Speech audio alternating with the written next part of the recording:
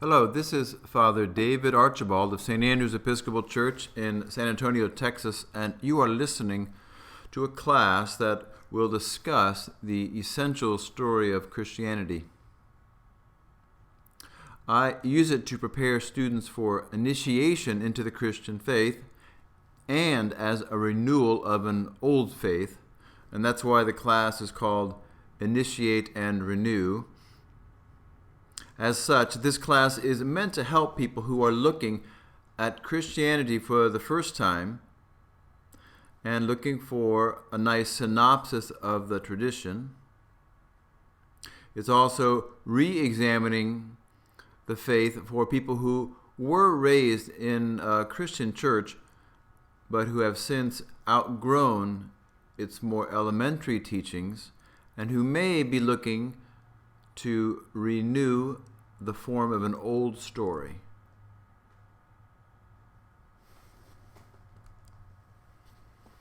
The series has 9 parts. This first class is an introduction discussing the difficulties around telling the ancient essential story as we do it in the context of the modern world. The second class will tell the whole story in bare bones fashion in one session.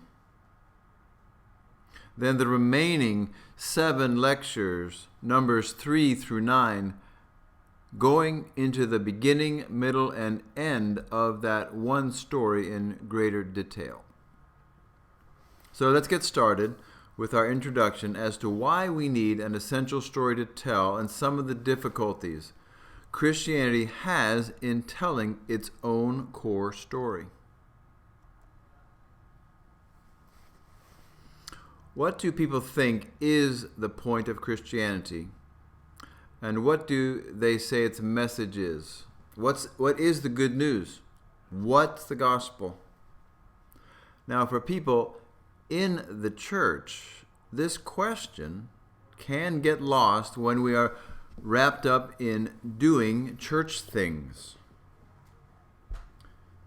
Things like budgets, buildings, weddings, funerals, Sunday morning ushering, social outreach, and then social fellowship, potluck dinners. But the question resurfaces when a congregation is trying to start something new, like a new youth ministry, or hire a new minister, make a new teaching series. In these cases, it's very nice to consider what the essence of the endeavor is so that you can build your programs around that vision. But what's the vision? What's the story? This came up in my church not too long ago as we considered what direction we wanted the youth ministry to go in. What was it that we really wanted our youth to know before they moved out of the house and perhaps out of the orbit of the church? And that question expanded quickly as to what do we want anyone to know? What do we want the adults to know before they left the congregation for whatever reason? So I reviewed in my mind and from my office bookshelves what I had learned in seminary and in books and in my life and through teachers. From here, I tried to decide what, if any, of those things was critical to know before the youth and the adults left my church and headed down the road. A list of things came to mind that might be helpful to know, but ultimately many of those seemed to be only of secondary importance and were not essential. The things on the circumference of Christianity included how to read the Bible. That sounds important. But is it essential? And the background of the Old Testament and the background of the New Testament, the history of the church, the history and traditions of the Episcopal Church, Then there are a smattering of common spiritual practices, which would be nice to know, like the Rosary or Lectio Divina or praying the hours. Perhaps people should know details about current social justices, or I should say social injustices of our day, and where the church stands on that, how we might be more active in terms of racism or sexism, economic inequality. Then perhaps people should know about the practical aspects of life and practical life issues. Life skills for kids might mean they know how to handle peer pressure, or how to address a bully, how to study in school, how to make friends with your peers. What could be more important? And for adults, important life skills could include how to make a budget, how to improve your listening skills, how to make and have a better marriage, how to deal with grief from loss, how to find a job. These and a whole long laundry list of other life skills are important for everyone, and yet it does not seem that these are the center of Christianity. They do not make up the essential story of the faith.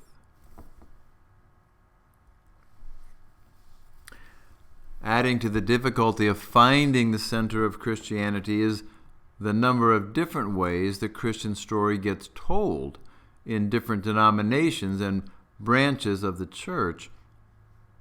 The story gets told differently by the Orthodox churches, the Oriental churches, the Roman Catholic Church, the Celtic Church, the Baptists, and from Joel Osteen to John Hagee, and on and on. With so many versions, or at least slants on the Christian story, people in the church, they get confused. And people outside certainly have little motivation to try and pick through and sort out all these different Christian stories.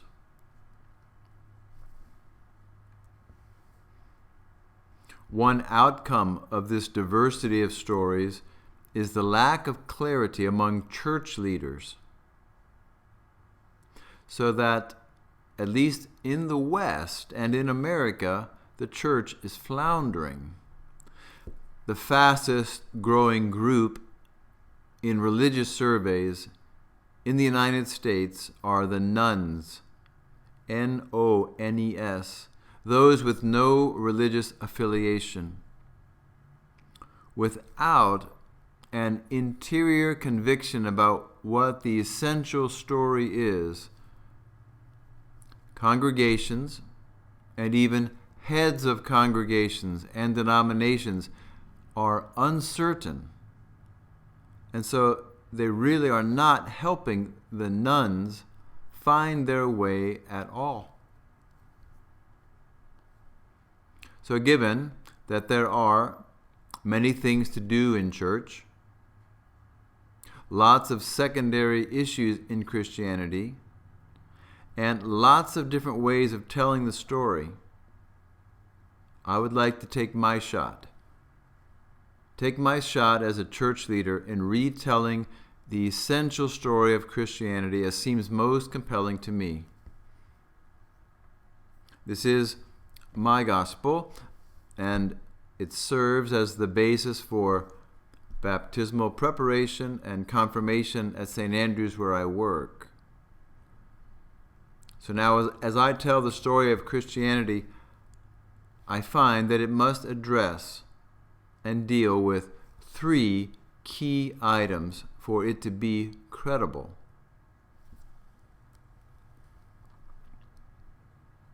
These three issues must be addressed if Christianity is to make any sense to the nones in the world and the non-church people in America, and even to our people in the pews.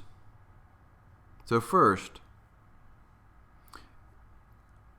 the story must have an appreciation for the scientific worldview. modern persons are immersed in the worldview of science. So just to begin speaking about God, we must begin welcoming the knowledge gained by science. This is true even while we know that science itself is always changing its story of reality as rational knowledge advances. And the story that I will tell will honor what the human mind has discovered. But ultimately, the essential story of Christianity and my gospel will go beyond what the rational intellect can understand. Interestingly, the Pentecostal and charismatic versions of the Christian story, they are thriving in many third world countries. However, in those places like Africa and South America, the population is not immersed in a scientific worldview. In the United States, by contrast, any story purporting to be true must do so within the context of a people very skeptical of anything that goes beyond the five senses. So my gospel says yes to science, and also that there is more to reality than is discernible by the five senses. Now, secondly, for the essential story to be credible, there needs to be an accounting for other world religions. The American culture is religiously pluralistic. It is common today for people of many world faiths to be in the same room at once, and how is it that the Christian story proposes to be truer than any of these other religions that often we know little about? Are Christians supposed to convert those of other faiths? And how does Christianity relate to them? Are they all true in some way? Are the other religions false? It's too simplistic to say that, quote, all religions are really just the same, because they are not, and each has its own unique beauty. However, truth is not restricted to Christianity, even while it is one lovely expression of the truth. Modern people are rightly doubtful when someone says, I have the truth, and it comes only from my people. The third aspect to this essential story, as I tell it in my gospel, is that it will acknowledge and account for the pain and suffering in the world. The essential story needs to directly address pain and suffering in the world. When an accident happens, for example, or someone gets ill, the gospel needs to say something more coherent than, the devil did it to attack me for being good, or God did it to punish me for being bad. There is an impossible disconnect for modern folks when Christianity tries to say that their God, quote, rules the world like a king, and yet there is so much misery in the world at the same time. 21st century folks are not afraid of saying, your divine king is not very powerful or not very good, or, more likely, does not exist at all. Now, suffering can be understood and given purpose if the story of Christianity is told in its fullness. Without these three components, the gospel does not seem to hold together very well. And it's going to be my attempt as I tell the essential story of Christianity, to make sure that the story is coherent in a scientific world, is coherent in the context of other world traditions, and is coherent in a world that has pain and suffering in it. Often the religious person in church, quote, just believes without addressing these concerns and sort of whistles in the dark, trying not to think about them too much, or else their faith would crumble and the story fall apart. And those outside the faith, outside the church, they use these three reasons to easily and quickly dismiss the idea of religion altogether. Now, what is the basic idea behind the gospel as I see it and as I tell it? The essential story is the transformation of consciousness. It's transformation. And put simply, it is the change from an egoic self-consciousness to a spiritual God consciousness in each person. It's not just a change of one's thinking mind from one intellectual belief to another, but the essential story is how we shift and transform the whole human operating system of consciousness with this new way of being alive in the world, a new way of seeing and perceiving the world, not from an egoic point of view, but from a God-conscious point of view. The world becomes a unified reality. And to speak of a cliche, this changes everything. Entering this new reality, one person at a time, people enter the kingdom of God while they're here in this life, and they create a new world on this planet. I believe this is the center of Christianity that needs to be experienced and taught above all else. This gospel is perennial.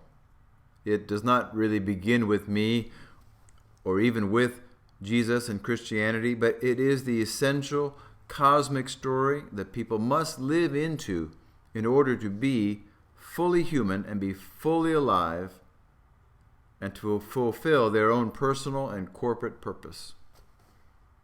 And so, with anticipation and openness, let's hear the whole story of Christianity now in one telling, as seen through the lenses of the transformation of consciousness. Of course, there are other ways of telling the Christian story that you may be more familiar with, and whole other stories that try to make sense of what it means to be human. But thanks for giving this version a listen as we begin our second lecture.